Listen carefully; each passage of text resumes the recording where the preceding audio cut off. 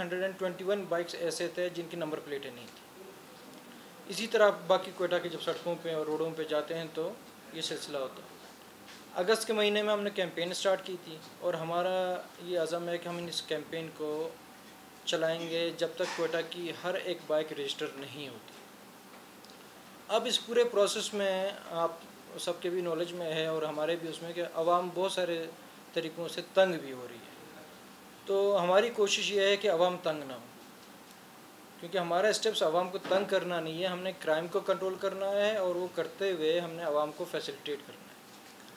और इस सिलसिले में हमारे थानों के अंदर भी रश बढ़ गया है बाइक्स का, और बाकी जगह पे भी आवाम, एक बंदे की बाइक है उसके ऊपर अदालत के भी चक्कर लगाने हैं, उसने जगह जगह के चक्कर लगाने हैं। तो लिहाजा हम चाह रहे हैं कि हम आपके थ्रू आज आवाम को सिर्फ अवेयर करें कि हम करना क्या चाह रहे हैं और उन्होंने हमें कैसे हेल्प करना है और हम कैसे उनकी हेल्प कर सकते हैं।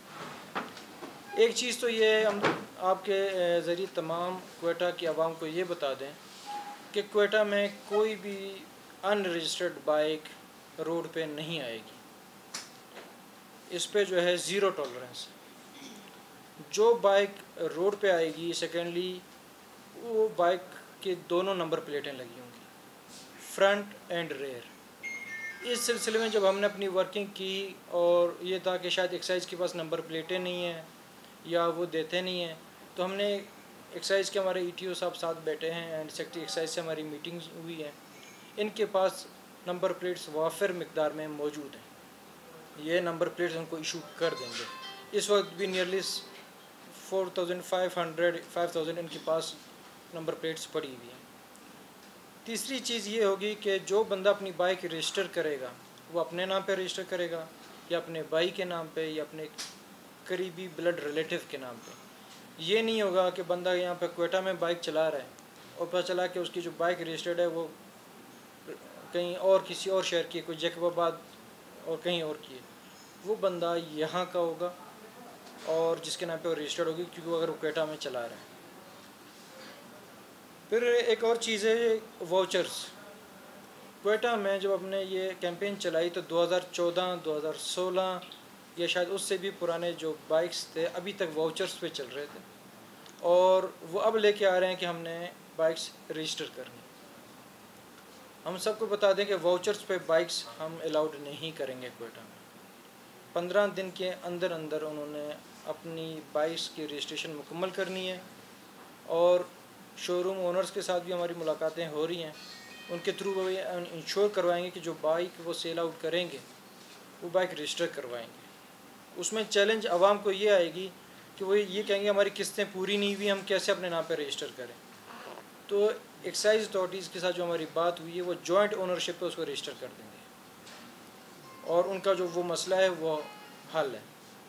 ये बहाना वो ना करें कि बाइक जो है रजिस्टर नहीं हो सकती जब तक उसकी इंस्टॉलमेंट पूरी नहीं होती। ETO साहब साथ ही बैठे हुए हैं, बाइक्स जो है रजिस्टर होंगी, चाहे जॉइंट ओनरशिप पर हो चाहे बंदे की सिंगल ओनरशिप पर हो। इसी सिलसिले में अभी आपको मैं ये भी ऐड करता चलूँ एज एन इंफॉर्मेशन कि इस कैंपेन से फिर रेवेन्यू जनरेशन भी बड़ी अच्छी हो गई है। यहाँ तक कि एक्साइज अथॉरिटीज़ की जो गवर्नमेंट ट्रेजरी में अमाउंट जा रही है या ट्रैफिक की तरफ से, विद इन एक महीने 78 लैक्स सिर्फ बाइक्स के चालान से ट्रैफिक ने रेवेन्यू जनरेट किया है। और इसी तरह अच्छी खासी अमाउंट जो है एक्साइज में भी जमा हुई है। तकरीबन दिन के 700 से 800 बाइक्स की रजिस्ट्रेशन एक्साइज कर रही है।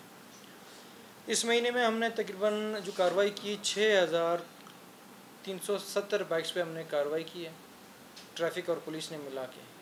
और अभी तक हमें इसमें एक बड़ी जो चीज़ सामने आई है वो ये आई है कि बहुत सारी बाइक्स ऐसी हैं जो हमें लगती है कि वो चोरी शुदा थी और यहाँ पे लोग चला रहे थे और उनके भी ओनर सामने नहीं आ रहे, जिसको हम वेरीफाई करेंगे मुख्तलिफ अपने ज़राइयों से। तो at the cost of repetition मैं एक बार फिर आप लोगों के थ्रू आवाम को यही कहना चाहूँगा कि बाइक्स रजिस्टर करें, दोनों नंबर प्लेटें लगाएं, अपने नाम पे रजिस्टर करें, और जो वाउचर्स पर हैं वाउचर्स वाली बाइक्स अलाउड नहीं हैं।